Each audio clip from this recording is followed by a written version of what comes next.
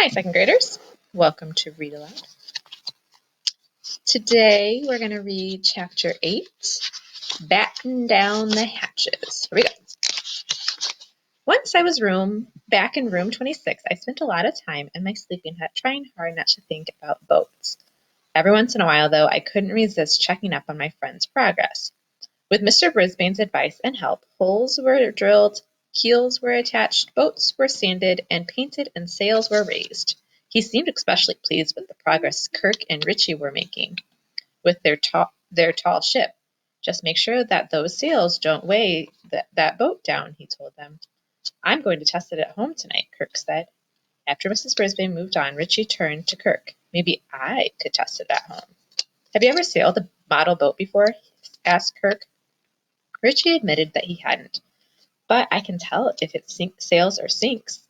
Look, I've done this before with my dad, Kirk explained. He knows all about boats. He was in the Navy. But I haven't done anything, Richie complained. Great, said Kirk. You'll get prize and you don't have to do the work. Trust me, we'll win. I guess Richie couldn't think of anything else to say, but he sure looked miserable. Kirk didn't seem to notice. Hey, where do fish sleep? He suddenly asked. Richie just stared at Kirk. In a waterbed, Kirk chuckled. Richie didn't. Gail didn't look any happier than Richie. Heidi was out sick with a bad cold, so Gail had to work alone. And her mother, who was so encouraging to the other students, continued to insist that she decorate the sail. Why can't it be white? Gail asked. That's so unimaginative, Mrs. Morgenstern replied. Remember how you resisted changing your room? Now you love your golden walls, don't you? Yes, but that's different, Gail answered quietly. So Gail continued to spend her time working on the whole of the boat. I think she was delaying the time when she had to decorate the sail, or upset her mom if she didn't. I felt sorry for Richie and Gail, but at least they'd have the chance to sail on Potter's Pond and have a picnic with treasure. While I'd just sit in room 26 with no one to talk to but a twangy old frog. I know Og's a nice guy, and I wasn't being fair to him, but I was feeling down in the dumps. Even when Mrs. Brisbane read from Jolly Roger's Guide to Life, I wasn't very cheered up. I thought I couldn't feel any lower until school was over and Mrs. Wright came in. She was carrying a clipboard and had her shiny whistle around her neck. It's hard to relax around a woman who always wears a whistle. Mrs. Brisbane, here are a few forms you'll need for the field trip, she announced abruptly. I was surprised to see that Mrs. Brisbane just smiled and said, Fine, I'll make sure they're taken care of by the deadline, Mrs. Wright snapped back. Of course, Mrs. Brisbane replied. Now, Ruth, I have an idea. To make sure that our field trip is safe and orderly and everything goes smoothly, I was wondering if there was any chance you could come along and help supervise. I think if I'd been on my wheel, I would have fallen off. Mrs. Wright looked about as startled as I felt. Well, I don't know, she said. I mean, yes, it would make sense. Perhaps I can rearrange my schedule that day. You'd be a big help, Mrs. Brisbane said, although I didn't agree. And you'd have a lot of fun. Mrs. Wright looked even more startled than before. Oh, well, of course, that would be my purpose in being there, she said. Mrs. Brisbane flashed her a big smile. Of course not. But it wouldn't hurt to have some fun, would it?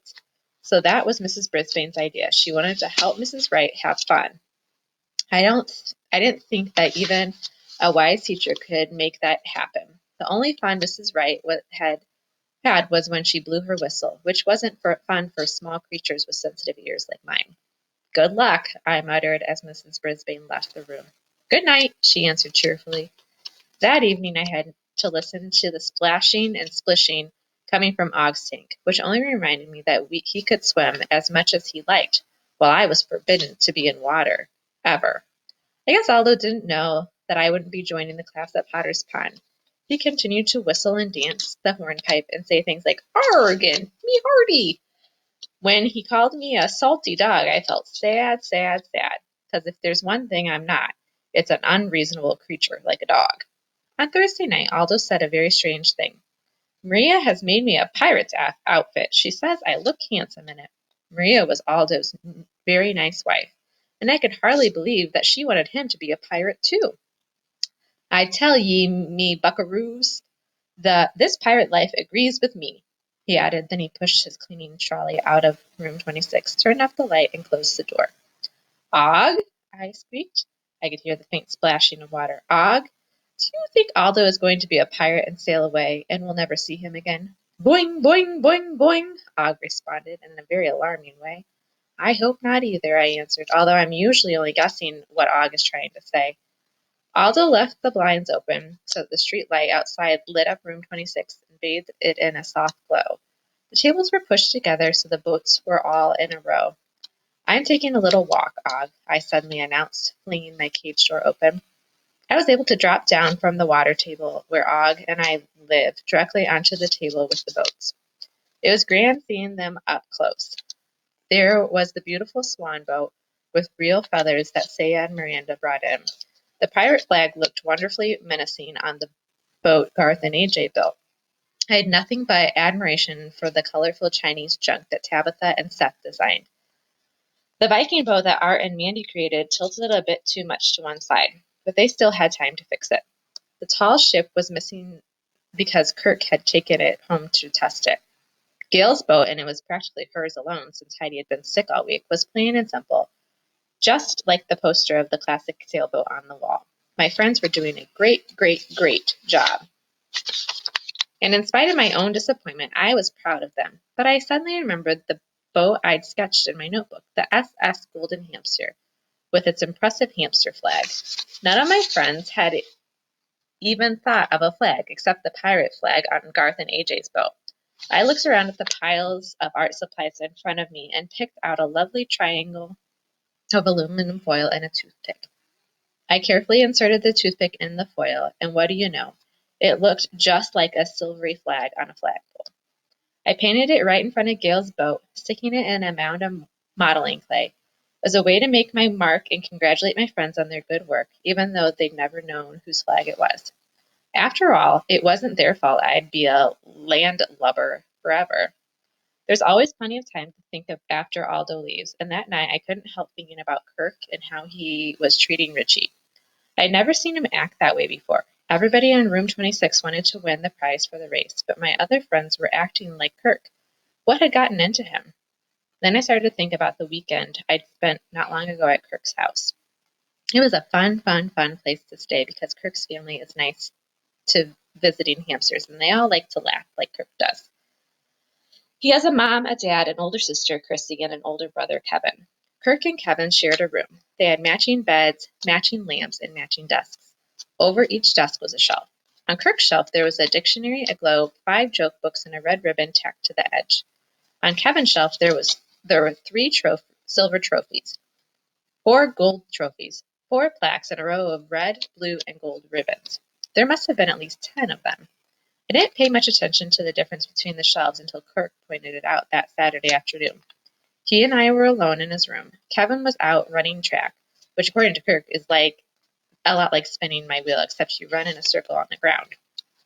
See all those trophies and ribbons, Humphrey? Kirk asked me. Those are Kevin's awards for sports. He's great at all sports. Basketball, soccer, track, swimming. Look at them all, he said. Pretty amazing, aren't they? Yes, yes, yes, I squeaked. I must admit I was impressed. Kirk pointed to the lone ribbon on his shelf. That's the only award I ever got, for honorable mention in the talent show last year. I did a comic routine. I should have gotten a gold. Since I hadn't been around for the talent show and wasn't even sure what it was, I didn't comment.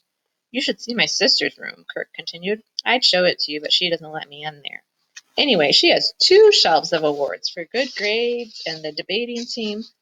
That's where people get points for arguing, and drama competitions and speech contests, and I don't know, every time Chrissy opens her mouth, she gets an award. I was still thinking about debating.